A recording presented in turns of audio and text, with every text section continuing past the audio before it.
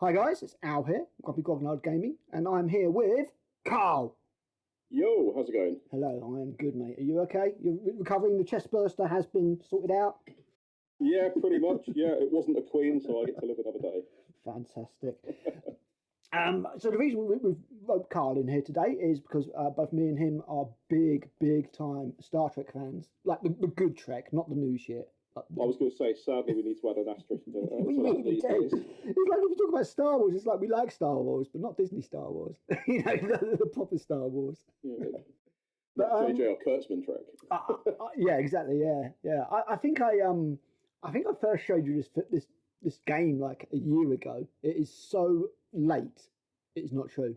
Like it is about a year out of a year late in release date now. I'm pretty sure I showed you this at the end of last year or the beginning of this year. Yeah, it was something around then. Yeah. It was the same back then. To be fair, it doesn't look like anything's changed. I don't know what's made them delay it for so long. Wizkids, but we've finally got an unboxing, which is great because I've been looking forward to this for a long time, and this answers a few questions that I had about the game. Because before we get into the unboxing, we'll quickly talk about Star Trek previously, what we had as far as a miniatures game goes, and that was Attack Wing. The problem with Attack Wing is it's just a reskin of X-Wing. Yeah, I mean, it was definitely fun for what it is, but it had its issues. Yeah. I mean, for one thing, the ships weren't to scale. No. And secondly, capital ships don't really dogfight. And that rule set is based around dogfighting. I think it was originally actually adapted from an old World War One or two dogfighting game. World War One it might have been. And then it was adapted to X-Wing.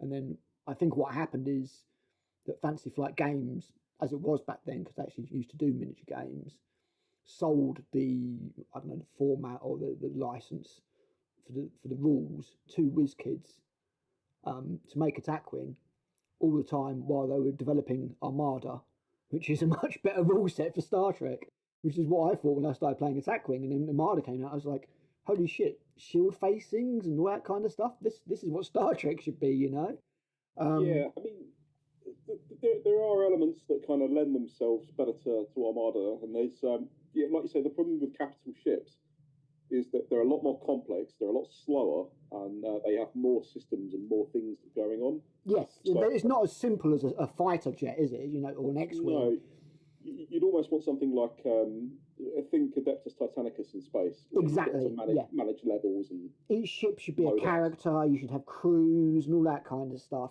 And on top of that, Star Trek was never about fighting and dogfighting, which is where when it came to this game, I was like, oh, Star Trek Into the Unknown. That sounds a bit more than just combat. And thankfully, this video confirms it, that this is actually a proper Star Trek game. It's not just going around going pew, pew, pew all the time, which is all well and good. And we love that kind of stuff in Deep Space Nine and Dominion War and all that this seems to be based around. But Trek is more than that at the end of the day, and we want it to be more than that. Yeah, I mean, the thing with Star Trek's like battle scenes and things like that is that with Star Wars, the point, the clue's in the name. It's Star Wars, isn't it? Yeah. It's a galactic civil war. Explosion. Yeah, nobody's going around making first contact. No. It's literally Empire versus everybody else. With Star Trek, when they end up in battle or things are going to war, things have got serious, something's gone horribly wrong, and they're always trying to resolve it. Yes, exactly. It's a last resort, more or less, isn't it? Again, in the Dominion War, there was obviously first strikes and all that kind of stuff, but at the end of the day, the Dominion War wasn't started by the Federation, so No, it wasn't. It was certainly ended by them in Section 31, but we won't get into that here. We're here to talk about the game. So what I've done is I've done a cut down version of the unboxing, not by a lot as it turns out, because I think it was originally about 35 minutes and I've got it down to 24. And then what I've done is I've grabbed a load of screenshots so we can go through stuff in detail. So we're going to watch the video, me and Karl, we're going to discuss it, talk about it, give our thoughts. And then after that, I've got a load of sweet screenshots that we're going to go into, and we'll be able to see the text on the cards and maybe get a bit of an inkling on how the game plays. So off we go. I've taken out all the dialogue, so just feel free to talk over it. So we've got some artwork on the sides of generic people. You've got Mendozan. There we go. There's some more people we know. So you've got Wayoon. You've got fairly dodgy looking. Porter. Yeah, Jem Hadar there. He looks like he's been fucking scoffing the Ketchel White there. But it's nice. It's nice artwork, man. William kind of looks like he's caught someone going to the toilet. Yes, not particularly impressed. There's Dax, Terry Farrell. My first Star Trek crush. It's all very early season shots of them, isn't it? It is, yeah. Well, it's probably season 3 for Cisco, because there was a stage when he had the hair, and because he started out no beard, and then Trek gets good when people grow beards. So I think it's season 3, the Dominion, that he, and the Defiant, that he grew a beard, and then he shaved it all off around about season 4 or 5. So Cisco got the optimal level of hair. Exactly, yeah, that's it. So these are the Jem'Hadar fighters, and they're nice. I mean, they're all right. They're not as shiny as the battleship, thankfully. As you said, I think like an ink wash over them would really help those panels pop. Yeah, definitely. Maybe a matte varnish as well, just something to shine. But yeah, they're nice looking models. I'm never a fan of pre-painted stuff. Because obviously they have to. I'm not knocking them for it, but they have to mass produce it, and it's never going to have the level of care and detail that you would hope for. No, this is true. I mean, there's your Jem'Hadar battleship, and as you say, it's very shiny, and there's quite a few split seams. If you look down the hole there's a massive split seam. So it is just cheap plastic, but the paint apps are nice. They've done a good job on it, I think. It is a bit shiny. I think you could describe it as Funko Pop looking. Yeah, it definitely looks like a Funko Pop. Yeah, it's that vinyl look, isn't it? Yes, yeah, exactly. But you could work on it. You could do a bit of a repaint. I'd say it's on par with the Eagle Moss stuff that I got, to be honest, because I got nearly all the Eagle Moss ships. Yeah, so did I actually. We might have to talk trades at some point, but yeah, no, I really like the design. They've obviously faithfully done it. Yeah, absolutely. I mean, it's all obviously licensed and approved by C.B.S, and the licensing, I can tell you, because I have worked with licensors, does take a long time. So that may be why the game has been delayed. I like that the Defiant is correctly small. Yes, it's all correctly scaled by looks of things. Even the Constellation class there looks about right. Constellation was an interesting choice. It really was, wasn't it? That's what I thought. I would have thought maybe a Excelsior or something. Reliant Excelsior, yeah, exactly. Any of those. But yeah, I'm thinking of the ones you see in the battle, yeah, the Sacrifice of Angels. Even the Kira. Yeah. I hope we get stuff like that. I love those ships. But the movement system looks really interesting. I like the way that they use these things for turning. I like that you put the rod through, so yeah, it goes underneath, doesn't it? The move. Yeah, so there's a little notch there, so you haven't got to move stuff about. And then obviously you put your tokens in the side there to represent the shields and stuff, I would say. So here's the nice one, the Enterprise. There's obviously going to be some sort of ability for it to split into the star drive section. Oh, there is, yeah. I think I capture it in the screenshots later. But again, which explains why it's got a dual peg in it. Yes, yeah. So you can have the saucer off on its own.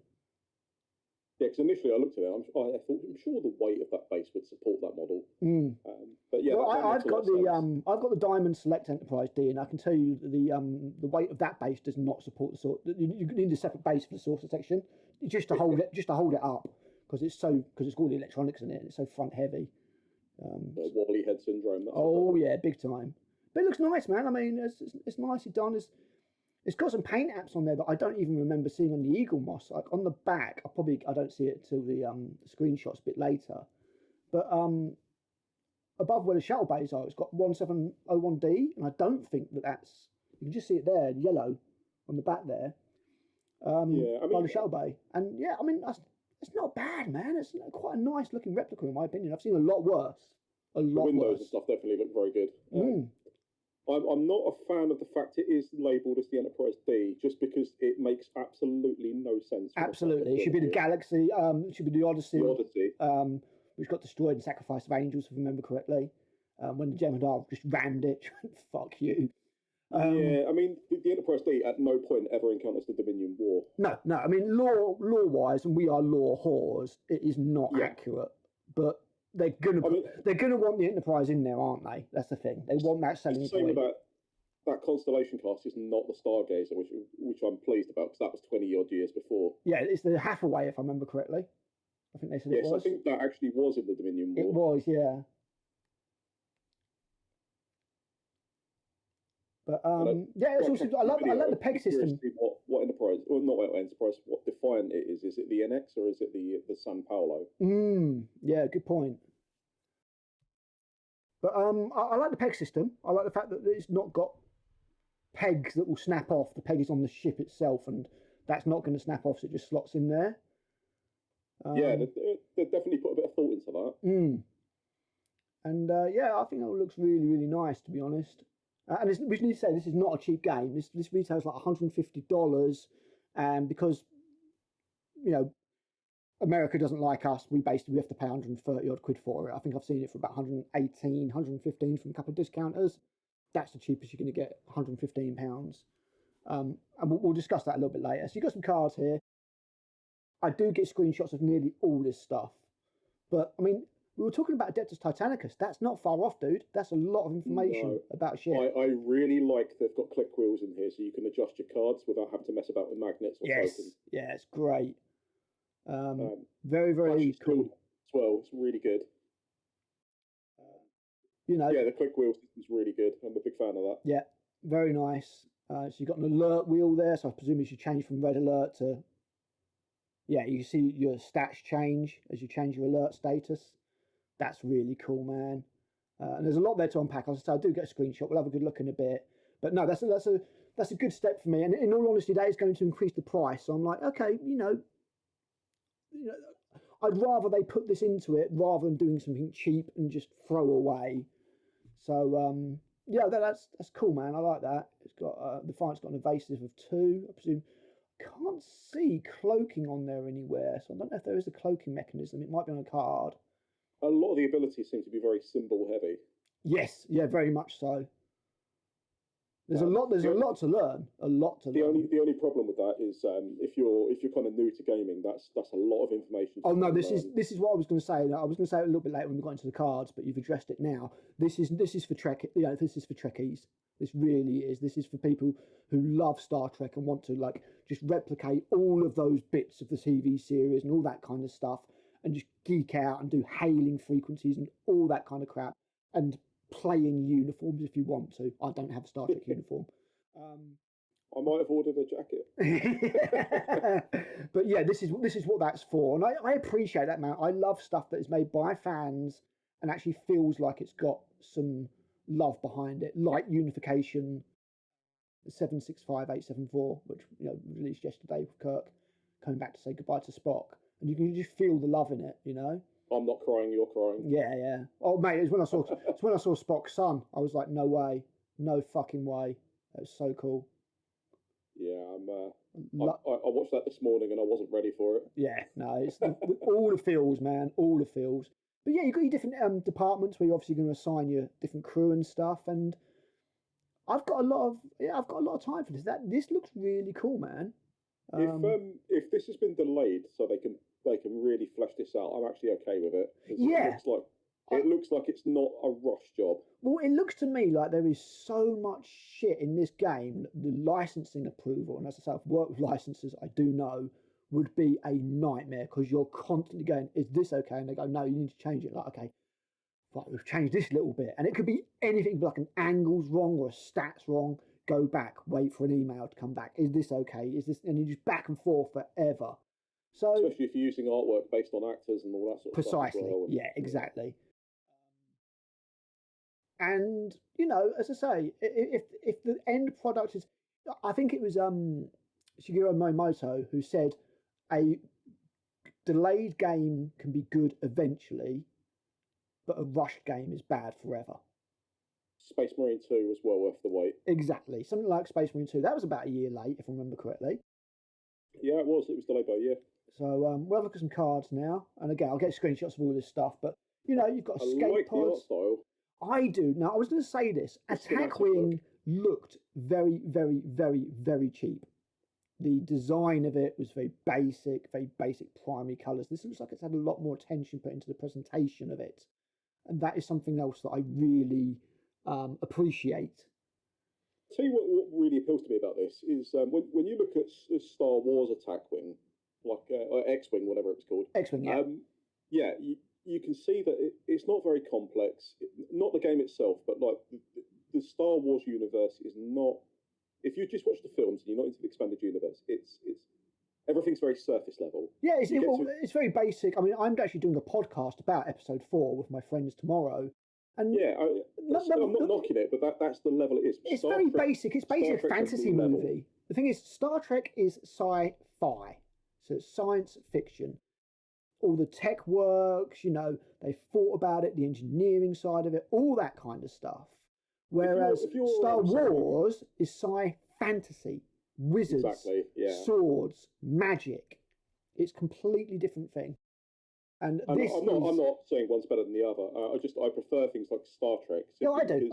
Well, for me, if you watch, I don't know, if you've seen a lot of Next Generation, and you go into, I don't know, Voyager or Deep Space Nine, you know what inertial dampeners are. You know what a deflector is. And again, as I say, it's all been worked out. There are technical manuals for all this stuff. And to be fair, there are for Star Wars as well. I've got them. But Star Wars doesn't lean onto that kind of thing. At no stage does the captain speak to the engineer, and the engineer's like, we need to reverse the polarities of the flux capacitors or something like that. You know what I mean? That doesn't happen in Star Wars, because that's not what Star Wars is about. But it is what Star Trek's about, along with the diplomacy, the philosophy, and all that kind of stuff, a lot of which has been forgotten with New Trek, which just wants to go pew, pew, pew and crying in corridors. Yeah, I mean, I think the whole thing's a disaster, to be honest. Oh, yeah, no, Star Trek's as fucked as Star Wars is, unfortunately. And I don't think they're going to touch New Trek with this system. I think hopefully they'll do some Kirk stuff. I love that this disregards all of that. Yeah, we won't mention any of it. And, there is as much Star Trek out there, if not more, than Star Wars. So I'm really surprised they didn't use the time to put a couple of expansions together. I hope we get expansions soon. Where are the Klingons? Where are the Romulans? I mean, the fact that Discovery and all that nonsense has been on the television since 2017. And games like this are still coming out referencing 30-year-old Star Trek. Yep. Well, it's like Star Wars, man. What's that telling you about where the fan base is at? It's like Star Wars, man. It's like the sequels have been forgotten as far as merch and all that kind of shit goes. It just rots in the bargain shops. Yeah. But yeah, this looks really great. I mean, as I say, you've got I'll get close-ups of all this kind of stuff. But you can see she's got double sway with the Bajorans there, different roles, different levels, keywords coming out of the wazoo, special rules for each person. Oh, Metaclon. That's cool. I remember him. Yeah. Yeah. Although they even had, if you remember, I don't know if you saw it, but they had the what's his name? Hocker, I think it was. I might actually go back in the video. I'm gonna do that. I could do that. We have the power. You want to talk about sort of It's going to be weird if you have like Esri Dax and Jadzia Dax on the same ship or something. There'll probably be a keyword that stops that from happening, I would think. I was going to say they'd have to. Where is he? There he is. Do you remember that guy? Isn't he the guy who argues the toss with Quark for an episode over... Is that him? Yep, where the photon torpedo goes lodged in the Defiant. That's the one, and they talk about gambling for the whole episode. Quark's trying to basically scam him. And Quark convinces him in the end of the risk of gambling. You can see a nice Latin, fuck's sake, Alan, sort yourself out. More caffeine needed. Linen finish of the cards there. It's nice, man. Yeah, I mean, I'm definitely going to have to sleeve everything. I sleeve everything I get. There's a lot of cards. But yeah, I sleeve most stuff. I got, Warhammer Conquest. I've got nearly all of it, like nearly every single card made, and I sleeved a lot of it. And unfortunately, I chose really cheap sleeves, and they're shit. They're like really, almost like cling film. They're not nice at all. Yeah, it's not good. Not good. I might have to swap the whole lot out. But yeah, you can see even this guy's got sway with. Is that the Dominion? No. That's, his people are like a vassal of the Dominion. Yeah, whose faction symbol is that? It's not the Dominion, is it? I'm not sure. I'm not sure on that one, you know. Buzzing in the comments. Let us know. I'm not sure. I don't know if that's Dominion or not.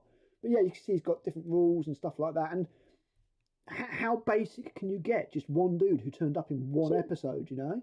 Am I right in thinking you can assign certain crew to certain departments on ships, or exactly that. And also you can send them on away teams and stuff as well. Because as we get into the cards a bit later, you'll see that there's rules for away teams and fighting, and there's complications that come up. And a lot of this actually reminds me of the Decipher customizable card game for Star Trek. Did you ever play that? Did you ever get that? No, I can't say I did. I have a shitload of spare cards, dude. I will have to send them to you. See if we can find them out. Definitely, yeah. It's a fun game. One of the problems with it, we'll get into the cards. Let's just finish off this video. But yeah, we'll skip forward a bit because I went back. Female changeling. Yeah, even the female water, man. That's very cool. And look, Wayun 4. Look, it's Wayun 4, man. That's so cool. Yeah. Jeffrey Combs, the amazing Jeffrey Combs. He's half of Star Trek. Yeah, exactly. Yeah, and I remember them saying like, Miles has got an extra wound because he is the king of suffering. He needs it. Yeah, I did laugh when they said that. But again, that's the kind of thing that I really like. That's the kind of thing that I really like, that they've put more attention into it. I got a screenshot. I won't bother posting it.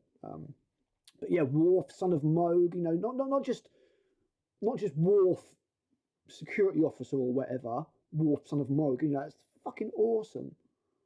Really, a lot of attention, a lot of detail, and it feels like, you know, it was made by people who get Trek and like Trek, and I like that. It's not just a soulless thing. Obviously, it's made to make money. Wizkids want to make money out of it, isn't it?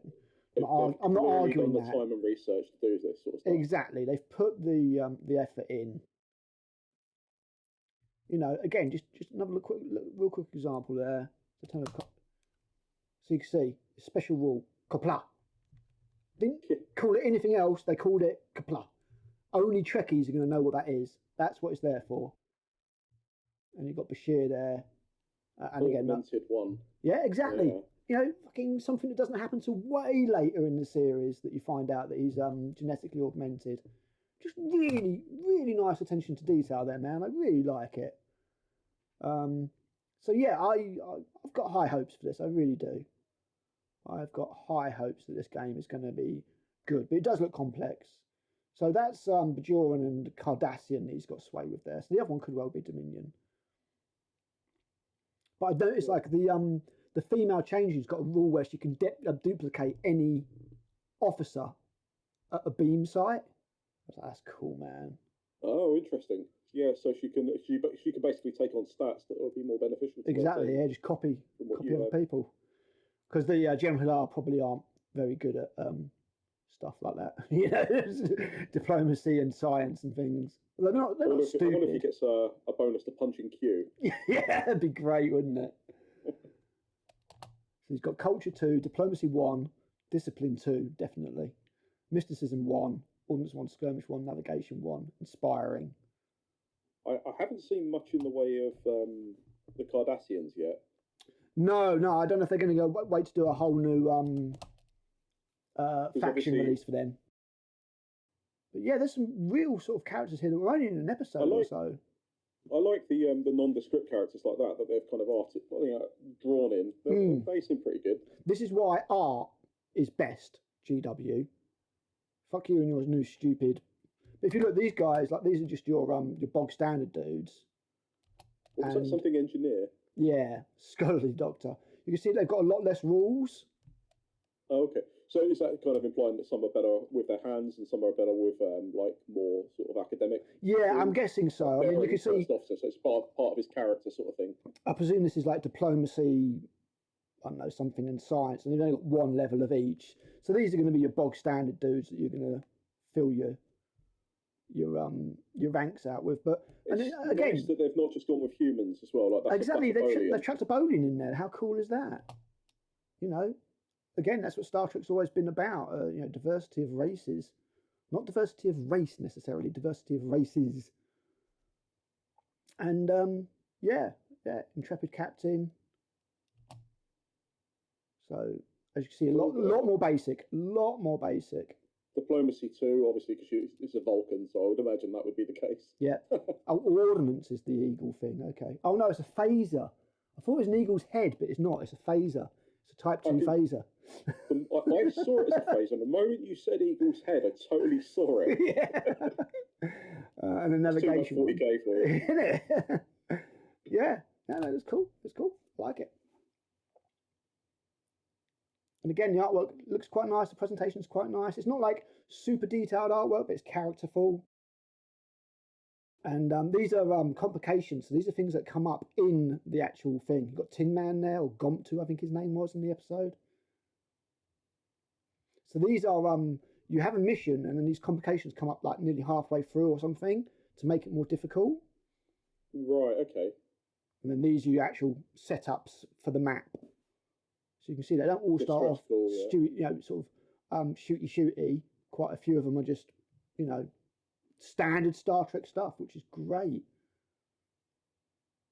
So there's quite a few different missions there by the looks of things. About 10, I think I counted. The way this looks like it's set up to me implies that this Into the Unknown is going to be the title of the game. The Dominion is this box set. Yeah. So we could see, inevitably, if this gets a second wave, we're looking at the Borg. Oh, yeah, you get the Borg. I mean, I don't think you get a Borg cube because of the scale of it, but maybe a tactical cube or something. Yeah, or a sphere. Yeah. I mean, to be honest, they'll do it. You could even make a Deep Space Nine at this scale, just about. You could make a Deep Space Nine. It'd be big and expensive, but you can make it. You can make Terra Knor.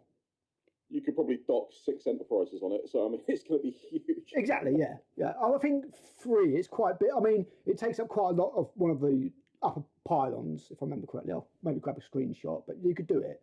But even the runabouts, get the cars and stuff. Upper and lower pylon, 3 of each. Yeah. Runabouts and shuttles and all sorts of stuff. It's cool, man. And like I said, the saucer section and the star drive have got separate cards if you separate them. So, I mean, if they do decide to add fighters or runabouts in, I mean, you've got the Peregrine attack craft, haven't you? And you've got the runabouts themselves. I mean, they're not shuttle sized. No. I mean, no, they've got if you a bit later, we'll get to it. They got the tokens, and they've got some generic tokens to use as well. I think they were meant to be the runabouts and stuff, because the thing is, the runabout would be a lot smaller than even the Defiant. Yeah, given how accurate capital ships are in Star Trek, I mean, what are you really going to do with a runabout? Exactly, yeah. So I presume they'll be used for missions and things, maybe if you can't beam down and stuff, objectives, yeah. But there's a lot of cards, man, and a lot of rules and a lot of symbols, as you said. So there's going to be a lot to learn. I mean, I'm kind of hoping that they put a copy of the rule book up in advance so I can learn this shit. Because I don't want to be doing it when the box turns up. I'd like to see them do a Let's Play video, like explaining how to play the game. That would be pretty good. Again, Krabok, and I did put a link in the thingy. Krabok's a big YouTuber. He did a lot of Armada stuff and stuff like that. And he's got the box, obviously, and he's going to be doing a load of gameplay videos, which I'll keep an eye on. That's fantastic. What I mean though is, I'd like to see like Wizkids themselves put it on their website, so when you order this, you're like, right. It'd be nice, yeah. I mean, maybe they'll something I enjoy. Maybe they'll do his stuff, because you think about it, you give a copy of the game, which costs Wizkids, I don't know, like 40 quid or something, to this guy, and he does all your marketing, does all your gameplay videos, and you just use that. If I was Wizkids, that's what I would do, because his stuff is good. Yeah, I mean, when you click on the Into the Unknown page on Wizkids' website, maybe having a link to this video, or have it embedded, man. Have it embedded. Just because I don't know about you, but when I look at a game, the first thing I will go and do is I'll go on YouTube or I'll go on the guy's website, and I'll look at how does this play. Is this something I'm going to enjoy rather than just being spaceships I like the look of? I normally do that. With this game, I was like, oh, spaceships I like the look of. I'm not going to lie. As soon as I saw that it was actually Star Trek and not just shooty, I was like, yeah, I'm going to have to get this. Based on everything I've seen, I think I'm going to take the plunge. I've been meaning to get this for the last year. So, and we still don't, I've got to say, guys, we still don't have a release date for this.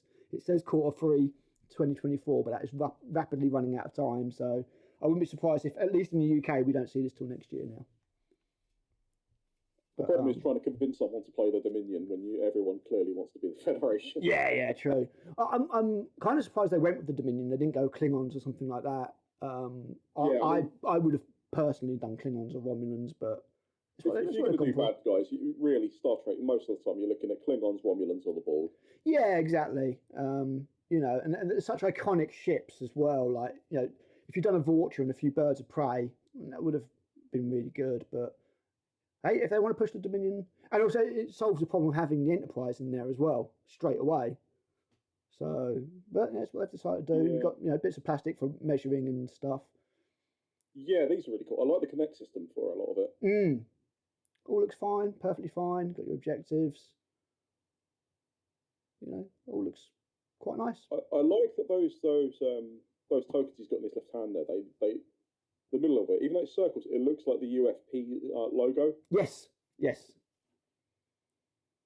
Yeah, no, I mean, a lot of attention's been put into it. I really do think that Wizkids have done a good job here. And Wizkids have had a reputation for doing cheap versions of things and certainly lower quality. So here's the punch boards, which is what I'm all about. So you can see there you've got your runabout size and shuttle size. So I don't know if they're going to do models for those. But what I really like is the way that everything's labelled. So you know what everything is, which is really cool. And it sounds stupid, but I'm so fed up of looking through bloody contents pages and rule books to find out what stuff is. I've seen a few companies that start doing where they actually put like a fabric drawstring bag in the box, like to accommodate all the tokens once yes. punched. Yeah. Something like that would be definitely a good move. I don't know if they've got baggies in there. Not baggies is the minimum you would expect, isn't it? Really. But again, I like the design of all this stuff compared to Attack Wing. This is high quality production. Attack Wing is just literally like a little blue one colour silhouette of the Enterprise on a black background, You've got your neutral units, something like maybe things you've got rescue and stuff like that. The problem with Attack was also its strength was the fact that there was no other Star Trek space games coming out, so you. Oh no, yeah, that's it. I mean, it was a reskin of our X-Wing, and if you wanted to play, if you wanted to play it, you had to have it. As you say, simple as that. And some of the ships were really hard to get as well because their production line was not good. But I like this. Getting hold of a Sovereign class was a nightmare. I managed to get one. And the paint apps on those were not good either. They actually did some unpainted ones in the end. Yeah, myself was an unpainted one, which I was pleased about, to be honest. I think my Defiant was an unpainted one. I don't think it's actually even a Defiant. I think I had to get the Mirror Universe version. Yeah, so going back quite a few years now, when that first came out, I impulse bought it while we were out. I was out with my friend Tim, and he bought the Mirror Universe Defiant, and I bought a Borg cube, like a small cube, having no idea how it played. Yeah. Didn't realise that they're basically like the Necrons from Battlefleet Gothic. They just win. Yeah, he put a cube down. That's probably it. Well, that's not fun for him. Yeah, the Borg always a hard one to do because they don't have any fighter class vessels at all. Even the Borg sphere is going to be, Yeah, I mean, they introduced like scout cubes and things like that, and they were like sort of not that the ships was a scout, but they were like Enterprise sized, like Enterprise D sized. Slightly off-center printing there, just slightly, but noticeable. Yeah, I can see that. Yeah, definitely.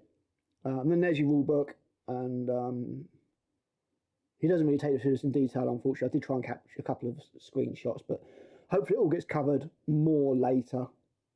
For such a big game, I'm surprised you don't. There's not some sort of hardback rule book. It's Yeah, I know what you mean. Mind you saying that, Wizkids don't tend to really do that. They don't. No. There's your campaign shot. That's got shots from the show in it. That looks nice, man. I mean, I love the fact there is an actual campaign. Very cool. It's not just pew pew. There's a lot of diplomacy and all that kind of stuff in there. And I'm like, yes.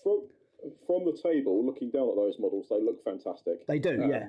I think when you get up close up, especially the small ones, the Defiant looks a bit ropey. I grabbed a couple of screenshots, and I would personally probably do a tiny bit of a repaint on it. But, I'm going to repaint everything.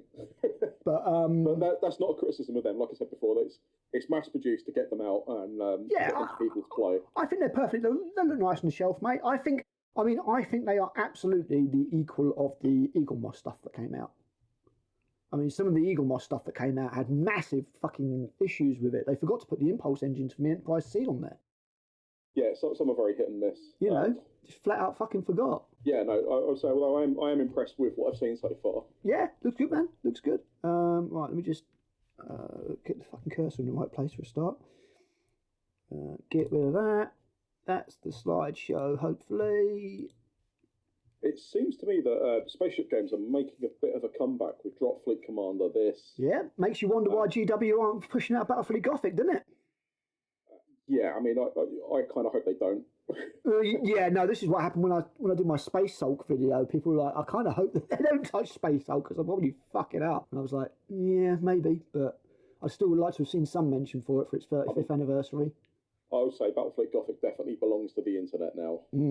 I don't know. I kind of feel like specialist games would do a half decent job, but GW in general these days, I don't think anything they do is just exactly what I want. I like Heresy, but it's not perfect by any means.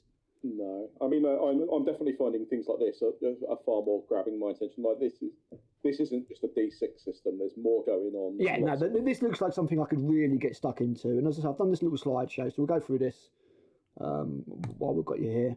So this is your box, and on here it says balances exploration, diplomacy, and combat in equal measure. So I'm like, yes. So I'm getting a feel it's less of a tabletop game and more of a sort of an initiator of a role play game. Yeah, I get the feeling it's in between.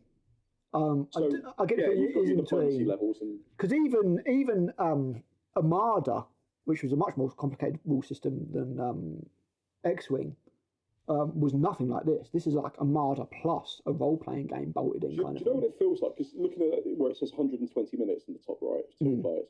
This feels like you get to sit down for an evening, and for 2 hours you get to play out an episode of Star Trek. Yeah, basically, yeah. As I said, it's totally not like a tabletop war game totally geek out. Fucking hailing frequencies, the lot. You know, establishing contact. I'd be tempted to put on like a Star Trek ambience background. Or, exactly. Really nerdy about it. Go the whole hog. Fuck it, why not? Chuck on some Jerry Goldsmith. Do it. So yeah, it looks cool. And as I say, there's lore inconsistencies, but whatever. It's gonna happen. Wouldn't hurt. We're gonna get hung up on that kind of stuff, but not so much. Put a bit of tape over the Enterprise label on the end. Yeah, put USS Odyssey in there, really, really small. Just invent your own one, USS Floopy Doo. Yeah, still better than anything that New Trek comes up with, to be honest. Although I did actually like they did a USS Nog. That was nice. Yeah. Well, but still, fuck Discovery. I'm still doing the script for my second Star Trek video for Critical Reviews. By the way, guys, I have got a different channel where I do movie reviews and commentary and stuff like that. It's called Critical Reviews. Go check it out if you want to. I might put a link in there. I've got a couple of Star Trek videos that I'm doing at the moment called Star Trek From Frontiers to Tears, and I've done the Frontiers one, and I'm working on the Tears one now, which is basically New Trek, anything from 2009 onwards, and it's going to be about 3 times as long by the looks of things. It's just, the script is massive. Because the thing is, I want to talk about the good stuff separately. So that video was very much just an overview of Trek, the good days, what it was, what it meant to me. When it comes to New Trek, I don't want to discuss those things separately. So I'm just going to discuss them all here. So I'll do a quick season by season breakdown of what I've seen and stuff like that. Just for everyone to be clear, I mean, we should probably talk about where our cut-offs are for what we consider good Trek. To me, when Enterprise ended, although Enterprise was far from perfect, it was the last of what I consider Star Trek. Yeah, I went back and watched Enterprise, and I actually consider Enterprise to have gone up in my estimation as a result of myself as well. I went back and watched it, and I was like, it's clunky, and some of it doesn't work, but it's got the feeling and the ethos of Star Trek. It's still got the heart of Star Trek. Exactly. It feels like Star Trek when you watch it. Yeah. And then you've got J.J. Abrams' action. Basically, it felt like Transformers in space. Yeah, they remade it for a simpler audience, let's say. And I will say that there is some stuff in the Abrams movies that I liked. The casting was very good. Some of the McCoy, Spock interplay, particularly in Star Trek Beyond, very good. But some of the overall, actors are not bad actors. Yeah, no, absolutely. But I mean, I think the reason the sort of the time that I realised that we were in big trouble was when they're in a fucking shuttle trying to escape the Klingons, and fucking Spock and Uhura have a full blown domestic in the shuttle, and I was just like, oh, we're in trouble. We're in trouble. Do you know what I mean? And that was Into Darkness. I get there's always going to be inconsistencies and stuff, but when I watched the first one and I was looking at the sheer size of that Enterprise. Oh yeah. It's and I was like, that's actually bigger than the Enterprise D. And it's huge, absolutely huge. If you're just an average movie goer, it's fine. It's an action movie in space, and that's fine. I'm not knocking that, but as a diehard Star Trek fan, you see the cracks in the first sort of 2 minutes of watching that. Oh god, yeah. Oh yeah, no, absolutely, yeah. I mean, you have to leave your brain at the door. But again, there was like the money shots, like the bit where the Enterprise comes up through that gas cloud as they get round the back of Saturn or whatever it was. I was like, that looks good.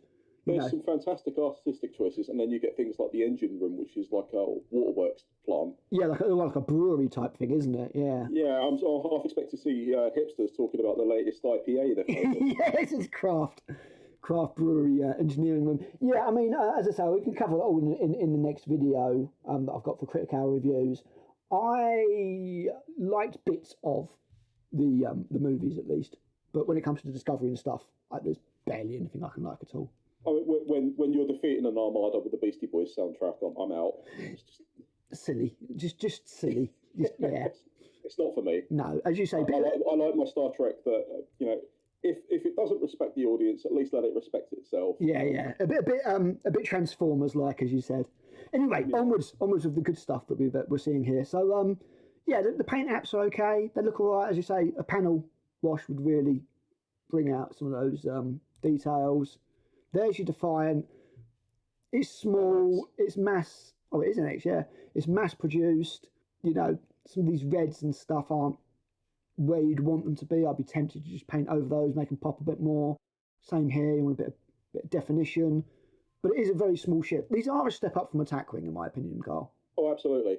I just, as a model painter, I'm looking at that as I would look at a grey piece of plastic. Yeah. Like, what can I do with that? I mean, I don't. If they're coming out of the box like that, and someone's going to play with them like that, that's perfect. That's absolutely fine for them. I have no problem. But as someone who likes to paint their models, I'm looking at those and thinking, right, that needs a primer before I do anything. Yeah, no, I agree. I mean, I don't know if I'd want to lose that decal. I think I'd be tempted to just paint over it. But here you can see that they are just cheap plastic. You've got a lot of seam lines, a lot of flash here and stuff. It is all just mass produced, stuff. Yeah, there's going to be a bit of sand needed, a bit of filler. Yeah, a bit of filler maybe if you want to make that look nice. But you could make, the details there, you can make that look nice. You could make that pop with a wash and what have you. It's things that you can draw the eye with as well, like, doing a bit of a glow effect on your nacelles. There's a lot of purple glow effects on the Dominion. Yeah, absolutely, yeah. And also, you could easily put some sort of battle damage and stuff like that on there. Make it look a bit more... Oh, yeah, well, not battle damage, more weathering. Weathering is what I'm talking about. Not carving chunks out of it or anything. Your Wrath of Khan blackening where, had phaser and torpedo hits. Exactly. But, it's all mostly there. And they do look nice. They look nice models. As I say, I think, personally, as somebody who collected the first 160-odd bloody Eagle Moss ships, that they are the match of Eagle Moss. The Eagle Moss stuff that came out. The normal size stuff. So, yeah, again, there's your bases, which I presume you can put. I don't know what goes in here. Maybe shield facings. All the shield facings are on all the shield levels are on the thingy, aren't they? On the they look like the similar sort of shape to the Attack Wing, shield and damage. Well, that's what I was thinking. Yeah, but I didn't see those tokens on the token sheet. We'll have a look in a bit. And there's your Enterprise. And again, a little bit blurry that one. That's a bit better. Again, some of the red I'd probably paint again just to make it pop a little bit more. As you say, there should be some glow on the Bassard collectors and stuff like that, which maybe you could take care of. I mean, hell, there's probably people who could put some LEDs in that. Dan could probably do that. He's a bit of I immediately started thinking of doing that when I saw the model. I was like, how can I hollow out that deflector dish? The deflector dish is another one. This is probably the equal of Eagle Moss, I would say. Not bad at all. I've gone the wrong way. There we go. But again, great big seam line down the middle there. Bit ugly looking, bit cheap. Too good. It's not so bad further down the back of the ship. No, it's not. It's just near the neck. Again, it's just mass-produced shit, man. This is all getting made in China at the end of the day. That deflector dish looks like it's missing the actual deflector, like the gold part. Like the gold lines. I'm sure that was blue. The deflector's blue, isn't it? No, I think it's orange. No, I'm fairly sure the the Galaxy class has a blue deflector. They've just put like cherry red lips in there.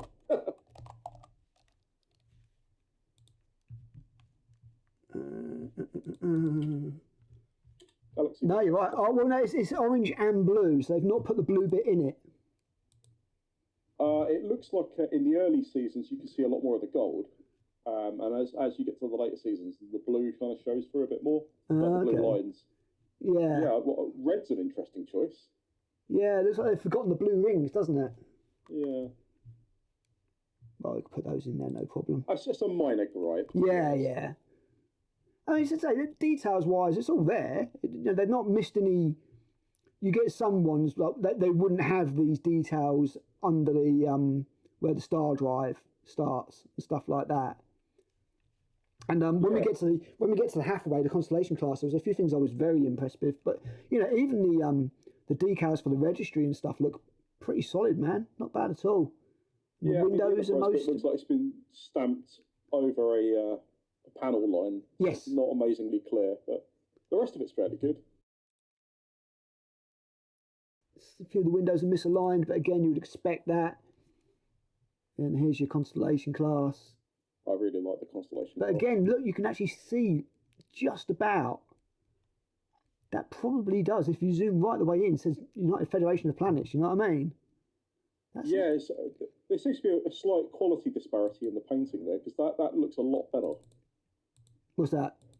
The Stargazer, the Constellation class. Yes. It looks like it's been a lot better done. Like I like the blue panels seem to be fairly. Yeah, it's better than the Defiant for sure. Yeah, I like that. It's even got the little turrets on it as well. Yeah, nicely done. It is good. That is good. I always wondered where the deflector was, but that's an overall Star Trek problem.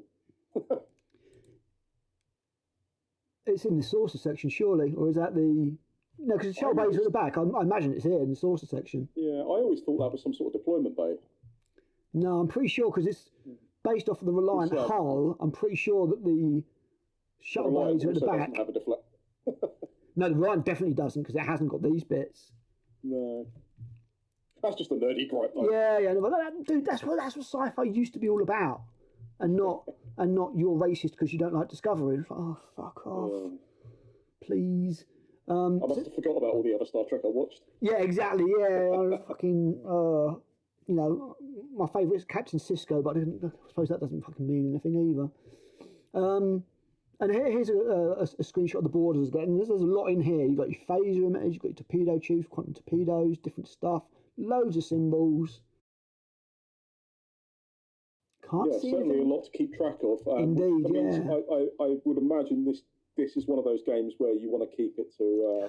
I don't think you want more than six ships per side. I mean, I remember I played Armada with a massive fleet, and it was about 12 ships aside, and it took forever. Yeah, you get to your turn and suddenly develop a nosebleed. yeah, exactly. Can't see anything about cloaking. I don't know if there is anything, but yeah, I wonder if that will be like on a specific card. Yeah, that's one thing. Because obviously, because that card says Defiant class escort, not the Defiant. The Defiant would be a specific one because none of the others have it. It's a title card thing. I can't remember if I captured those or not. The second Defiant doesn't have one. Like the San Paolo doesn't have a cloak. Yeah. Not that it needed one. It had like 2 episodes to get through. Yeah. And it did pretty well. The only surviving ship out of the entire thing. But yeah, you can see that ready an officer here in the cargo. I don't know why they're in the cargo bay, but you can put them on a shuttle and send them out. I wouldn't be surprised if we see like named ship specific upgrades. I'm not entirely sure that you could fit a Type 6 shuttle on the Defiant, but maybe. It did have a shuttle. It did have a very small shuttle around about here, if I remember correctly. Yeah, it was something to do with. Do you remember the episode where they're talking to the captain who's been stranded on the planet? Yeah. She's going to be suffocated. They go down to the planet in a shuttle to go and get her from the Defiant, and it is a tiny shuttle. Tiny little thing. I don't know if you get a Type 6, certainly not a runabout, anyway. More like a pod. Yeah, like a pod, a little shuttle pod. I mean, it might actually been a shuttle pod, to be honest. Oh, well, no mind. As I say, it's this geeky shit that only people like you and me get bent out of shape about. There's your constellation class. I do find it interesting they put a constellation class in there. Yeah, very much so. I was really, really odd choice. As you say, not a Reliant, not an Excelsior. Or an Akira or something like that. Yeah, oh man, I love. Mind you, Akiras are huge. Akiras are big. I love all those ships out of First Contact, and I want them all. The Steam Runner, the fucking Nova, all of them. Bring them all in. I want them all. I got them all. I got them all with the Eagle Moss collection. I was just like, oh man, that for me that was the very pinnacle of design, where it looked futuristic but still Star Trek. And then I look at what they do in things like Discovery, and I'm like, it's just it's fucking out the window. I don't know what you're doing. I mean, controversial opinion. I don't like the Enterprise D. I never have. No, you're weird like that. I don't like the Enterprise D. I would rather have a Sovereign class. The Enterprise E is a beautiful ship, and I will argue into the grave over it. Yep. I don't think there's been any bad looking Enterprises for what they are. The B is probably my least favourite. The B. What you mean the Excelsior XL? Yeah, the Excelsior GTI with the extra features. With the extra features, the little fin, go faster fins. Yeah, the B's probably my least favourite. I quite like the Ambassador class as a step in between those two. Yeah, the Ambassador's not bad. The E is a beautiful ship, but I don't think you can beat the refit, the movie refit. I think that is the most elegant starship I've ever seen. Constitution refit. Yep. I don't think you can beat it. I think it shines. It shines on the cinema screen. It is so beautiful. Whether I prefer the TOS Enterprise or the refit, but they're both beautiful ships. Yeah, yeah. I mean, I even really like the Discovery Enterprise. The one from Strange New Worlds. That's a good design, man. It's just a shame it's in this shit show. You know, it's different. Again, that's the joke on it. It has to be 25% different. Yeah, exactly. It's got elements of the NX-01 in it, which is what I like. I even like the NX-01, another amazing ship. Yeah. When you look at the NX-01, and then you look at Kirk's ship, there's a big design philosophy problem between those two. When you look at the Discovery Enterprise, the Disco Prize, there's a big. You can see the step. Yeah, the NX-01 refit really, really cements them all together. It's a shame we never got to see that on screen. No, apparently it was planned for season 5. It was, yeah, it was. I've got the models for it. I've got the Eagle Moss models. Yeah. And I mentioned it in the video I did on Quick Hour Reviews. I think we do see it, don't we? It is in Picard season 3. It's in Picard season 3, yeah. Which makes they don't spend any time on it, unfortunately. No, if they had, then maybe it would have been. Well, I don't know. There's only so much nostalgia you can put in there, but the story for Picard season 3 was not good. It's just Trek fans were just like, oh, fucking drink out of a shallow puddle at this point. Well, let's dangle some carrots, get you all to follow along. Basically, yeah. I mean, it weren't great, but compared to what came before, it was a breath of fresh air. So I was just like, you know, when they made their joke about Worf, doing something horrendous to the Enterprise E. Don't do that. I would have liked to have had the maybe like that. Michael Dorn pitched the Captain Worf show to Paramount fucking years and years and years ago, and I would like to have seen that actually. I don't think there's anyone on the planet who wouldn't have wanted a Worf series. That'd have been fantastic. But having dealing with Martok and stuff, that'd have been awesome. Yeah, it would have been great. But oh well, all gone now. All gone. Back to the Barrett hand though. Yeah, and there's your Galaxy class. I mean, the Sovereign one would just be insane. Absolutely insane firepower wise. Yeah. Jem'Hadar fighter, a little bit slower, more manoeuvrable. I'm guessing this is maybe like how many turns you can make. I'm not sure. Maybe the middle one's some sort of scan range. Yeah, that makes sense. So scans manoeuvrability and thrust or something. Yeah, but, you've still got med bay, tactical, so you can heal your personnel. There's a lot in it, man. There's a lot in it. It really does look like a good. Can't imagine without Vorta they're going to be too good at the whole diplomacy thing. No. I mean, you did have, because they had those weird headsets. You did have Vorta on Jem'Hadar fighters though, so. Yeah. Well, someone had to rein them in and give them their Ketracel white. It wasn't just battleships, but there's your battle cruiser.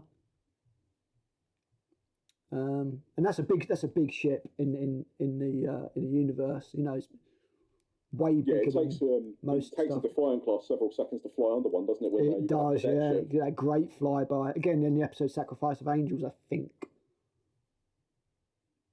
But yeah, all there. You got your, I presume that's your green alert stat. I love the way that when you change the alert status, the stats and everything change. Yeah, because priority shift. That's a really good idea.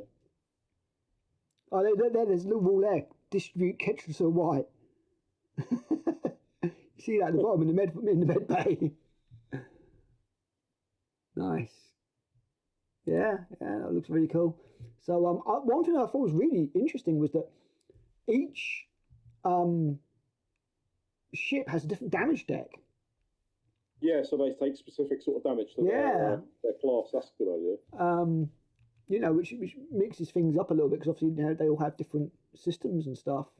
Well, when you think of the scale of the ships, I mean, like a Type 12 phaser would do way more damage to a Defiant class than it would a Galaxy class. Yeah, of course. It would affect different things. So that's a good idea. Yeah. I like that. Pretty cool. You see, you got It does mean every future expansion is going to have to come with a ton of cards. Yes, exactly. Yeah. Well, hopefully it doesn't get like X-Wing, where it became pay to win. It was like, oh, you have to buy this expansion because it's got a card and it's really good and stuff like that. And I don't see that here. There seems to be not so much upgrades. Being as competitive. No, I wouldn't think so. I can't imagine how you would. This is more of an immersive experience. Yeah. As much as I would watch a game of this, because as you say, it would be people trying to recreate the episodes of Star Trek, and I'd be like, that'd be really cool. And I will be watching Crabbock's videos about it. I think that the nature of the game will not lend itself to quick competitive play. This is like the complete opposite of what Games Workshop does. The complete opposite. And that is really selling it to me, to be honest. And that's probably why I'm drawn to it, to be honest. Yeah. It's a big draw. I've never enjoyed tournament play. I've never. No, I played double tournament and that was it. I really, that was the only one I ever played in, and I came second actually. Well, we came second. Me and Harris. I typically enjoy games where I'm interacting with even though they're my opponent. I mean, I'm interacting with them, and we're having a narrative experience between us. To me, trying to thrash them into the ground. A game is a contract between two people to have fun. That's exactly it. You know, that is what a game is. If you say, I want to play a game with you, it's like, I want to engage in 2 hours of dice chucking with you and for us both to have a good time, not for me to pound you into the dirt, which is why when the guys were like, ow, your Necrons are like 27 games unbeaten, we don't want you to use them anymore, I was just like, cool, yeah, no worries, I understand, I get that. Because you want to have fun as well, you want to feel like you have a chance. You don't want me to be pounding you into the ground. It's also just a hollow victory, taking something that's overpowered and chinning people. Well, this is the weird thing, is at the time, the Necrons were not considered an overpowered army. I just found a good way to use them. They were like well down in the tier listing, but I just found a loophole in... it's like a good combination that suddenly... Yeah, that's it. There was a turn one charge that I could do with my Wraiths, tied up the opponent, and then there was a stratagem you could use that gave Wraiths resurrection protocols. So they'd spend a couple of turns battering down the Wraiths and then just bring them all back again. And I'd be like, I've just tied up half your army. You know, Necrons have a habit of doing this across various game systems, though. And Battlefleet Gothic, you put Necrons down, and you win. Basically you're there to remove your opponent's smile. You win. Yeah, exactly. Yeah. But one of the later developed armies, it's like, well, maybe should be creep. But yeah, you can see here you've got photon torpedoes, replaces photon torpedoes for the Defiant. Escape pods, yeah. Yeah. So there's your there's your cloaking device, technically. So after the ship is declared as the target of an attack, commit a readied officer at this station to increase its, I presume that's evasion by 1. Have you noticed the card there? It's not for Defiant class, it's USS Defiant. USS Defiant. It is actually Which is interesting, because that's a bit of an error. It's not the USS Defiant. There was never a USS Defiant with a cloak. No, it was the NX Defiant. Yeah, the San Paulo was the first USS Defiant, and it didn't have a cloak. But then that again, being overly nerdy about it. Yeah, we'll let it go. But no, I mean it is a point. You know, it's the kind of thing that caused William Shannon to turn around and go get a life. But you know, this is the thing to us. You know, we will notice these things, and certainly I will. Well, it's a job for him. It's a passion for us. Yeah, exactly. After a torpedo ends its move at 2 inches of this ship. Okay. So torpedoes have got their own tokens then. Cool, just like Battlefleet Gothic. Oh, good. So that's even more stuff to track. Or even more stuff to track.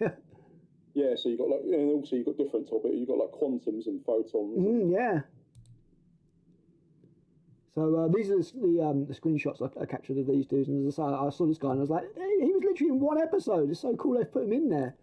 I mean, to be fair, when it comes to the Dominion, I think when it comes to dramatis personae, I think you're like, ooh, we're a little bit thin on the ground here, so I can get it, but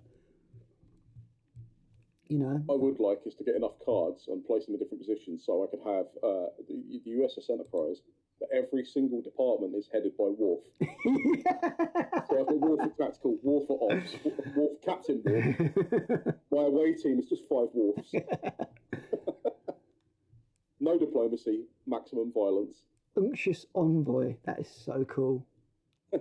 Oh man. Yeah, I hope the other Wayuns have different yeah, really hope so. You had that defective one, didn't you? You did, you had the broken one, yeah. 7? Wayne 7? I think it was it 5 because 6 told him to terminate himself, and then Wayne 7's the one that gets his neck snapped by Garrick. Right, yeah. Because they make a joke about Wayne 4. I think it's Wayne 4 is the one that has the transporter accident that the Mars involved in. Yes. That never gets proved. Yeah. I So can't. that's obviously it's interesting because they've obviously shown it to be around the Deep Space Nine era, but you've got Worf there wearing yellow. Yes, where it should be wearing red. Yeah, exactly. He only wore yellow at the very beginning of season 4, Way of the Warrior. Super smug Bashir. Ah, Terry Farrell, the lovely Terry Farrell. That's the same man, my first crush when it came to Star Trek. At least it wasn't like a Crusher who was old enough to be your mum or something. Yeah, no. I think that was the thing with Crusher. I mean, like, I never. When it came to the Next Generation, like, Troy didn't really do it for me. They put in some horrible outfits, and Crusher was too much like your mum because obviously Have you noticed every series has its skimpy female character? Indeed, yeah. So you got T'Pol, 7 of 9. Yeah. 7 of 9 was brought in purely to spice up the sex appeal of Voyager. And it worked. Oh, did it ever? And Kate Mulgrew was not happy about it at all. No, and she was also the replacement for Kes, basically. Yes, yeah. Well, Kes went a bit mad. Jennifer Leon went a little bit psycho. A lot of problems. But yeah, here's some rules. So when Miles O'Brien leads a test to transport personnel, reduce the difficulty by 2 because he is the transporter chief. Excellent. Yeah, very cool stuff. So Worf's obviously better at hand to have war fighting. Yeah, exactly. He's an inspiring fighter. So here's your diplomat dude. After he leaves a hail, add whatever that is to his unit. Equal to the distance. Some sort of lock-on token. Difference between the highest and lowest trust token. How interesting. He's got bonuses in commerce there. Yeah, exactly. Yes, that's obviously a thing. Well, as I say, with this Decipher card game, you'd have cards for your ships, and then you'd have cards for your crew that you'd put on the ships. And what you would do is you would put down a space timeline of like 8 planets, and then you would seed those planets with missions. And on top of the missions, you put dilemmas that need to be overcome. Okay. And then you need to use your crew to solve those, and whoever got the most missions completed won the game. See, that's incredibly Star Trek. Exactly, it was very, very Star Trek. Very good. Using your resources in the correct way to overcome obstacles. Yeah, that's fantastic. I really like that. There was plenty of combat as well. And I remember what I used to do is I used to get the wormhole cards and just have a massive fleet and build up a fleet and then send it through the wormhole and just absolutely destroy everything. But unfortunately, the game was broken in a few places. There's a card that is the warp bubble. You know, from that episode where Crusher is trapped in the warp bubble. Next Generation. And if you play it every turn, your opponent has to lose a card from their hand. Every turn. And luckily, at least it wasn't something involving the candle from the Scottish Weird episode. No ghost fuckery. No ghost fuckery. But the only thing that could destroy it was another card called the Toxufat. I don't know if you remember the Toxufat from the episode with Vash. If you didn't have that, you were fucked because you like 4 turns onwards, you had 1 card in your hand. You couldn't win. You just couldn't win. So yeah, there's a few balance issues, but it's good, man. If I'll try and find the cards. I've got like a whole box of spare cards, and there's even a couple of Bridge Crew. I think Worf's in there, for example. And I'll chuck them your way, man, because I'm not going to use them. Okay, thank you. It's a fun game. So yeah, a few more changes. As I said, you can duplicate a copy of any officer on the opposing team. So that's pretty cool. Interesting, so you can use the correct stats, well, manipulate the stats for what you want, really. Well, it says she becomes a copy of that officer with this action, and unfortunately his thumb is in the way. And one thing he didn't do is he didn't show off. Oh no, there it is. And Changeling, and Changeling 2, which is obviously a some sort of keyword. Keyword, yeah. Yeah, so you can use her to manipulate the stats to your benefit from using what your opponent has. Really good, because as I say, I don't think you can have a lot of dudes with a lot of science and stuff like that. Glib 2. Nice. Glib 2. I noticed they didn't give Eris her weird psychic Powerball ability thing that she had. No. That got dropped pretty quickly. The Volta couldn't do psychic attacks after that first intro. No. I'd love to know what some of these symbols mean. That's the Dominion logo, so that other one isn't Dominion. That other one I think is Ferengi. Thinking about it. Remember, it might be, actually, yeah. I think it's Ferengi. So there's Ferengi faction at some point. Miles O'Brien, culture, empathy. Getting butt fucked in every episode. But you know, it's a shame. They really put him through the ringer, and he's one of my favourite characters. Yeah, absolutely. That's one of the reasons. I mean, adversity makes you like people, which is why nobody can identify with Ray, because she's perfect all the time and all that kind of stuff. Same with Michael Burnham. The only weakness that Michael Burnham has got is realising how great Michael Burnham is. Or needing a brief recharge to rehydrate after crying every episode. Exactly, yeah. This is one of the problems, and again, seriously, I've got a video coming out on this, but she's Kirk, Spock, and McCoy, and Scotty all rolled into one. She can do everything. So she's also smug and completely unpleasant to watch. Also that. So Wayne 4 also got Glib. If you're accommodating, you may exchange your spent trust tokens with one of your unspent trust tokens. I have no idea what this means. I'm sorry, guys. I'm sorry. Context will come in time, I think. Yeah, hopefully. I really would like them to put a copy of the rulebook up. Look at that. On the bottom left of the card, she's got sway with different factions. Yeah, obviously Klingons and... is that Ferengi? As I said, I think that's Ferengi, because if you look at it, it looks like almost like one of their ships. Yeah, it's... and Quark kind of had a thing for her. So, yeah. Cool. That's cool. I wonder if other characters have that, like where you can get sway with it. You can stack the amount of sway with different... Well, you do, yeah. I think it was Kira's got double Bajoran. Well, that makes sense. Yeah. Vivacious host. Oh, man, I fucking love some of these adjectives they're using. Brilliant. So, while Jadzia Dax leads a test for which she has no skill levels, if a unit has no... if a unit has no... it's going to be a debuff or something, surely. She counts as having that skill at level 1. So nice. It's almost like she can draw on skills of previous hosts. Previous hosts, yeah, exactly. Yeah, that's a cool idea. Very cool. Like it. Junior Bashir, augmented. You may change one blank result. Oh, on a dice. So you can change the dice. Okay. Nice. There's Odo. Oh, it just makes everything more difficult. You should have like a throw them in the brig option. Yeah. Omelette icon. Oop. Let's go back. Discipline too. Yeah. Is the Metaclon? He's the one on the away mission to destroy the gate, isn't he? He's not the one they find us. Because there's another one they meet who's immune to the needing Ketracel White. Yeah, no, it's not that one. No. No, Metaclon's the one from the gate mission, not the Arconian Gateway one. Yeah, he kills the Vorta at the end, doesn't he? He does, yeah. And there's the man, Cisco. Mysticism 1. He's definitely going to have cultural links to Bajor at least. Yeah. The emissary. Nice. Add 1 dice. Cool. Jean-Luc Picard. Diplomacy 3. Get that right. That's correct. He should be really. That's his strength, isn't it? Oh yeah, absolutely. And again, that's one of the things I loved about the previous captains. They all had their strengths individually, whereas Michael Burnham's just great as everything all the time. Except audience approval. She's not very good at that. No, she's really not. No. And you've got like a basic founder. And then as you say, barely any skills, a load of literal fluff text, flavour text, because there's just nothing else to fill the card with. And then there's these complication things that go on top of missions. So you just about read stuff. Players. Yeah. Alternate placing. I wonder if you shuffle these and then you draw. Well, from what I can see, some of the missions said you had to put actual specific complications on missions after a certain amount of time. Or either that, or you draw them for your opponent, sort of thing. I don't know. Yeah, it could be.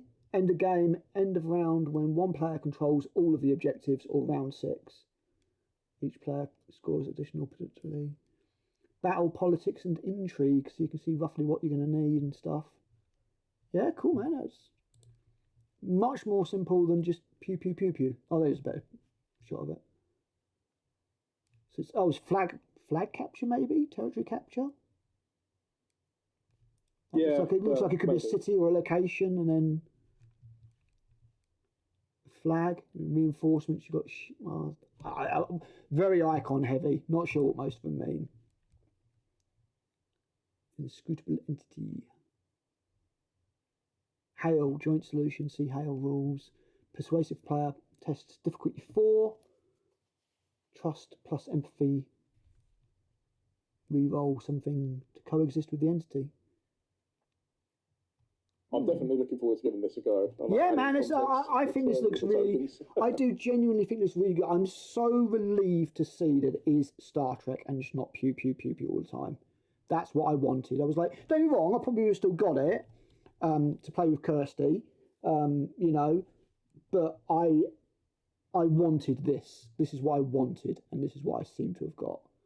So next year I'm looking at going to Destination Trek. I believe it's up in Blackpool.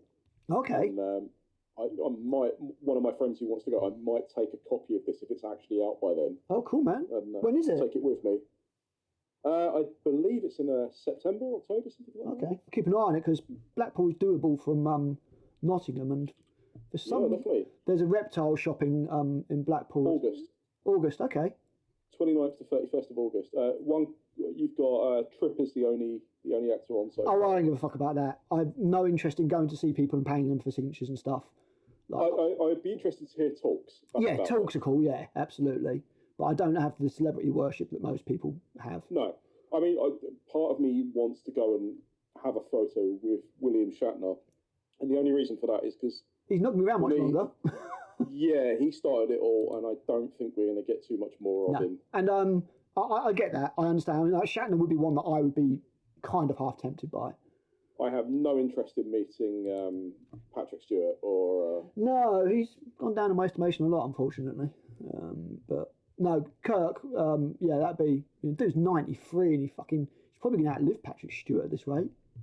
I hope he actually outlives the universe, to be honest. Yeah. So here's your actual setups and missions. You can see this is how you put your map down and stuff. Okay. And then you've got to scan things. Strange beacon table. And as you can see, none of this mentions any conflict at all. So you, I don't know, roll dice, I guess. Yeah, D8. And then that changes the beacons to things, including a wormhole. Very short-range wormhole, but unstable discovery.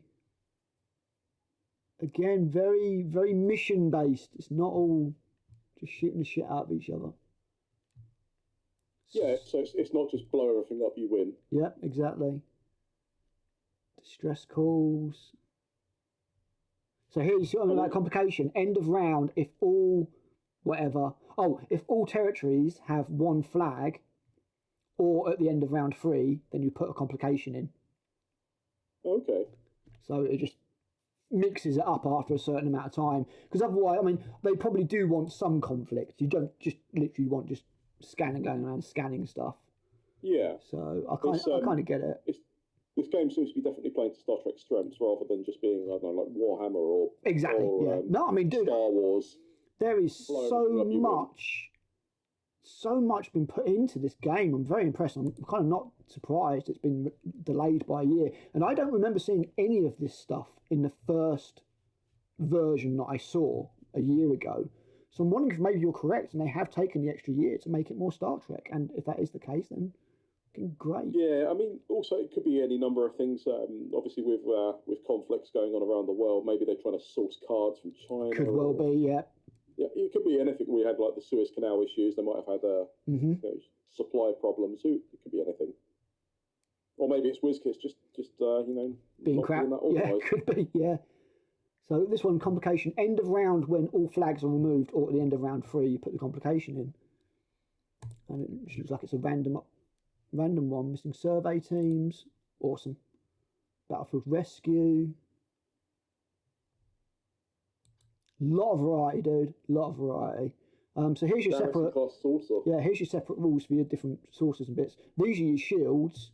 So I guess it's got 4 shield points. It's got a med bay. Yeah. Obviously still transporter. Should have a shuttle bay as well, so I'm kind of surprised that's not on there, but. It's got the ability to go to warp. Again, how does it do that with no deflector? Console there.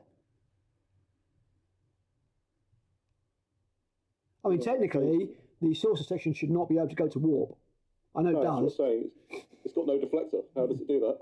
It's got no warp engines, more to the point. It's only got impulse.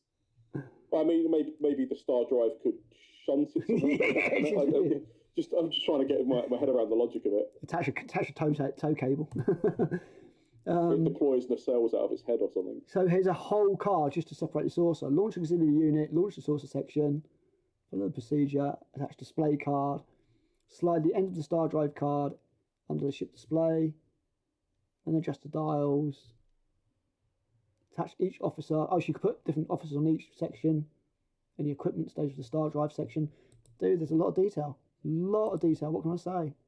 Yeah, it's really good. Even the runabout's got different bits and pieces. Yeah, those 2 top symbols on the top left there, they look like some sort of evasion and speed. Yeah, I'm pretty sure that is evasion and speed, yeah. Or manoeuvrability, maybe. I'm not sure. Yeah. It kind of looks like it might be manoeuvrability. Maybe they tie into each other. 1 shield at the back, 2 shields at the front. Yeah, cool, man.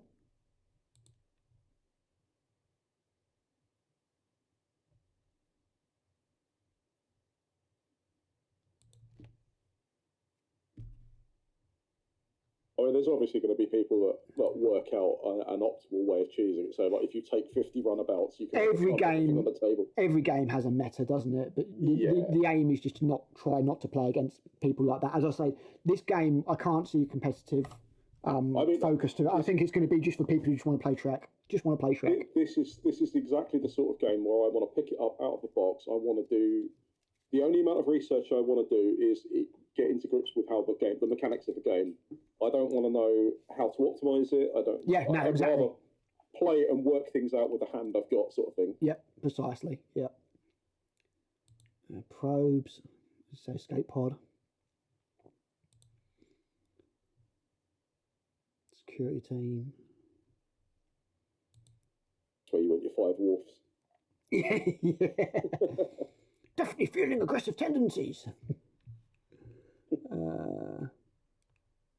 Okay, so like strategy cards, maybe? Or a bonus points cards, maybe? I don't know. And there's your dice. And that was the end of the cards, to be honest. So is this going to be a bit like? Do you reckon it'll be a bit like fantasy football, almost, where if you get enough expansions with different cards, you're able to like put your dream team on the bridge of a ship? Very much so. That's what it said in the back of the box. So yeah, you can have like I don't know, Ensign Paris or Lieutenant Paris piloting the ship. Yep. A first officer could be I don't know, Kieran Reese. Your captain could be Archer if you wanted it. Yeah, I mean, I'm not sure how they're going to get around different generations and stuff, because I really do hope they do Kirk, McCoy, all that kind of stuff, even if it's the movie stuff, because I think that would look better. I wouldn't mind a standalone box with, something to do with Enterprise or the original. Well, imagine if they do like a Wrath of Khan set. What, with a Reliant and a... Yeah, you get a Reliant, you get a Birth class, and the Enterprise. That'd be cool. And you've got to try and navigate the Matara Nebula. Yeah, exactly. That'd be cool. Oh, that'd be awesome. Yeah, I'd be over that. So yeah, there's tokens. These are neutral units, so these like things you maybe have to rescue, and the hostile raiders, I think it said use neutral units. Is that system? Yeah, system 2, 3, no idea. Assault, damage control, damage status. These are your torpedo icons, by the looks of things. Yes, you've clearly got at least 2 different types there, maybe 3. Quantum, fucked. Down the bottom there, 3 being blasted out. Because there was proton torpedoes as well, if I remember correctly. That might have been, maybe Voyager, maybe a proton torpedoes, can't remember. I think X-Wings carry proton torpedoes. Oh, am I thinking Star Wars, am I? Okay. Yeah, I think it's Photon and Quantum are the ones I definitely know about. Oh, okay. So you can jam frequencies, engineering, security. Yeah, looks cool, man. I'm a sucker for tokens anyway. I love getting board games and just sitting there punching tokens. I don't know what it is. I live in constant horror of losing them. Oh, right, yeah. Baggies, we have more baggies. Honestly, somebody came round, the amount of baggies I've got, they think I was a fucking drug dealer. Where's the plants? They've got to be around here somewhere. But like, no. You just see you scratching your arm, someone asks you if you can have one. You have this one, gives you +3 strength. Yeah. +5 speed. The wrong kind of speed. Yeah. And as you say, I love the way that the ruler goes under the movement token. Very cool little touch. It's a good idea to stop fuckery. Yes, yeah, exactly. Very precise. Yeah, looks cool, man. I have no idea what any of this shit is, but it all looks good. Endurance. It's certainly not a pick up and play game. No, this is in depth, and I think that's reflected in the price. The price is very expensive. A lot of the art. Christ, even see where it says torpedo tubes there, and it shows the icons on that right hand page. Yeah. A lot of that looks very much like the same sort of art style and wording as Attack Wing. Yes, yeah, exactly. I was just looking at launching projectiles. Yeah. Oh, okay, so the endurance markers are for projectiles. So they last a certain amount of time after you fire them, and you can turn them. So you can steer the projectiles, but after like two turns or whatever, they just disappear. They're out of gas, or they're too far away to be. Yeah, too far away to lock on. They just detonate or whatever. Oh, nice, man. That's cool. Really big. That's cool. I like that. Story missions in match mode. Okay, so if you're not playing a campaign. And again, you got, I can't remember what race this is. You got bowling. Tellarite. Is that what the new Tellarites look like, was it? Okay. That's what the Enterprise Tellarites look like. Ah, yes, yeah, you're right, I think. I'm not watching Enterprise in a while. I need to rewatch it again, actually. It's still by far my least watched Star Trek series, of the proper Star Trek series. Yeah, I'd say it's the weakest of the real Star Trek series, but it hasn't got the worst episodes. No. That's either the Scottish Candle episode or Threshold from Voyager. I also add in there, and I skip it nearly every time I watch Deep Space Nine, the one where Molly fucking goes into that portal and grows up. Oh, yeah, that's terrible. Yeah. Threshold for me is the gold standard of awful. It's the one where they break the warp 10 barrier. Yeah, and they turn into lizards. But I mean, yeah, I kind of like that one in a kind of it's so bad it's good kind of way almost. You've got the other one where the Voyager crew meet dinosaurs. Yeah, oh my god, like, theories of evolution and stuff. I'm like, what the hell?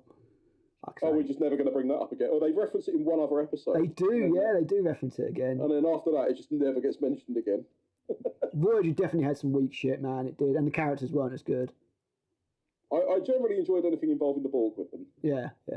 I mean, that's when it the Borg in 7 of 9 was when they managed to finally get it right. I suppose It's always the same with Star Trek, isn't it? You get a couple of first rocky seasons, and then season 3, it really kicks in. Yeah, but I mean, Discovery's managed to go to what, 5 seasons of awful? No, exactly. I mean, this is the thing. I watched the first 3.5 seasons of Discovery, and the first 2, I was like, oh, it'll get better, They've gone to the future now. It'll be, oh no, fuck, it got worse. Do you know?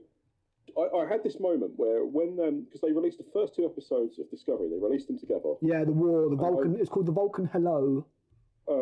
Yeah, or something like that. And I watched them. Do you know? I watched them immediately, and I almost had a checklist of things that weren't very Star Trek or things that felt wrong. Yeah, and this is before we knew there was anything going to be terrible about this. Yeah. And I watched it again with a notepad because I'm a massive nerd, and I wrote I must have filled out 5 pages of things that were not right in the first hour. Yeah. So much shit. And it was even stupid stuff like they've got an admiral who comes in quickly to try and defuse the situation, but he's he's obviously he's a strong male character, so you know he's going to be a scumbag. He turns up, and he's communicating with a holo communicator, and I'm like, they don't get introduced until halfway through Deep Space Nine. But holo communicators don't come in until Edison's taunting Cisco on the Defiant. That's totally, man. I like the technology. This is the thing. Another thing that I give Enterprise credit for. Like Enterprise, for all its faults, at least looked primitive. Yeah, like the ship looked like a submarine. It looked very rough. There was no. I think in my video I said the opulence of Next Generation was not there.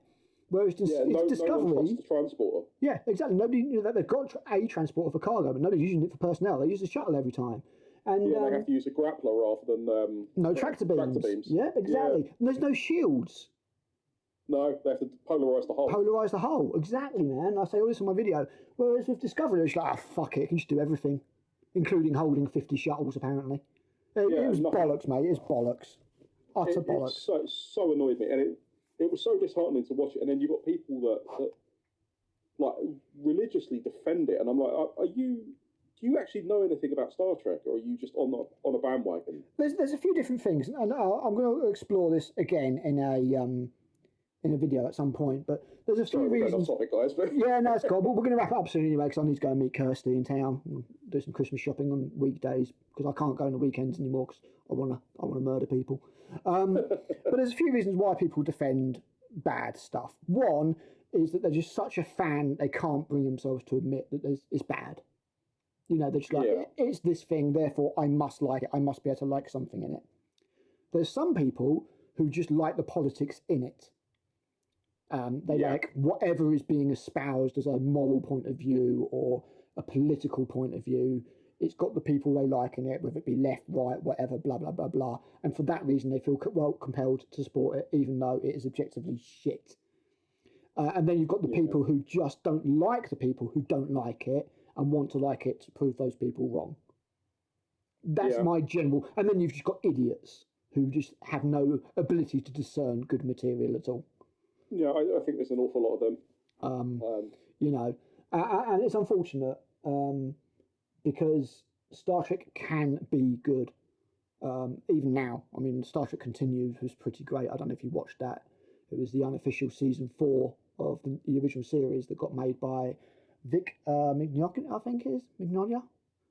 And he basically spent like $250,000 making a 4th season of the original series.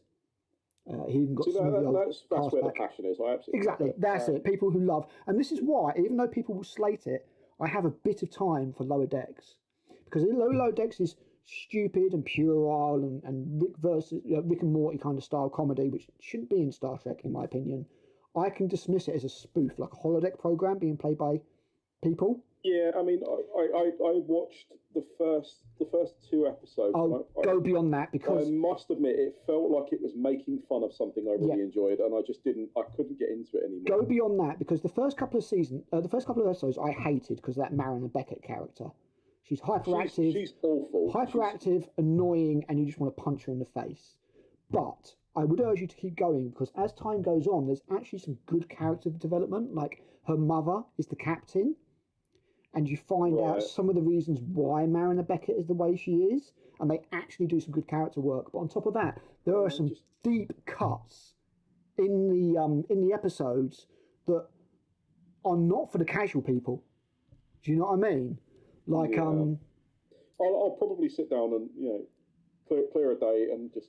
Yeah, I mean, if you just like have on the background or something. But there were some like super deep cuts in it. I was just like, only a fan would know that.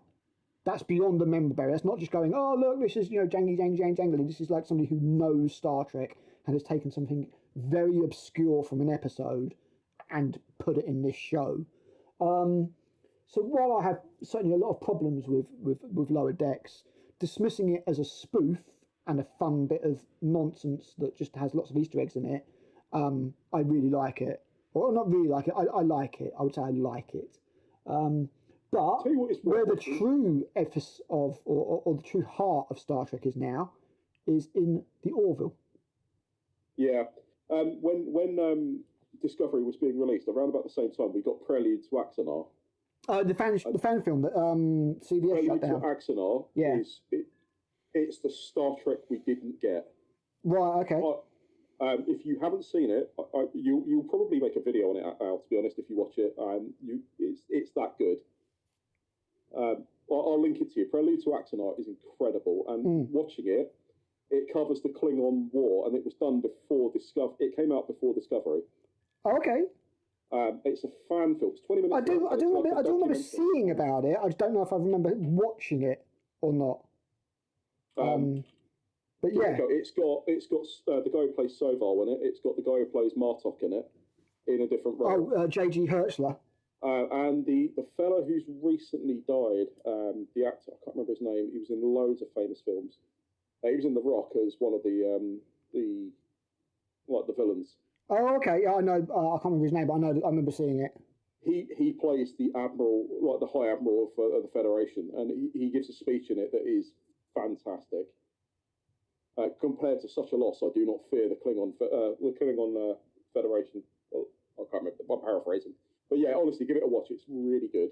Cool. I'll check it out. I mean, it just goes to show there is good shit out there. It's just not coming from Paramount and Kurtzman. Like I say, Unification, there was so much love in that. It almost choked me up. And I'm a heartless, soulless bastard. But, as I said in my video, the relationship that Kirk and Spock have is like, blood brothers. And it was a shame that they died apart, basically. Yeah, well, Kirk always should have died on the bridge of the Enterprise. Well, he always said he'd die alone, didn't he? So he said he shouldn't have died under a bridge. He definitely shouldn't have died under a bridge. On a bridge, not under a bridge. But yeah, no, I mean, I think as far as C.B.S goes, they want to stay as far away from Shatner as possible. They want to, I don't know, do whatever they're doing. Section 31 looks like absolute shite. Star Trek Academy is going to be bollocks. I couldn't believe that wasn't an April Fool's joke. It's crazy, wasn't it? It's Suicide Squad in space. Yep. That's how bad it is. Yep. Yeah. Yeah, we better stop talking about those because I'll just get furious. Yeah, I might edit some of that out. But in general, Star Trek Into the Unknown. Thumbs up from me, man. I think definitely looking forward to it. I will be buying this 100%, and I look forward to getting expansions, even if I could just have a wing of Defiance. Yeah, it's got a lot more to it than I thought it would. It's pricey, but I think it's fairly priced, if I'm being honest, when I look at the amount of stuff that's gone into it, the shipboards, this looks like Star Trek equivalent of Adeptus Titanicus to me. And yeah, definitely. Adeptus Titanicus wasn't a cheap game, so I will bring you more information as and when I know when this is coming out. But at the moment, it's as it has been for the last year. It's been delayed. I dare say we're going to meet up and play this at some point. I think we should, man. Yeah, I think we should meet a halfway point, grab a hotel for the night. Matt, you, me, get together, roll some dice, do some Trek. 100%. Be good fun. So thanks for joining me, man. Really appreciate it. Thanks for having me. It's been good fun. No worries, dude. Anytime. And to the rest of you guys, comment, sub, all that YouTube bollocks, and let us know what you think. And we will catch you later. Bye. See you later, guys.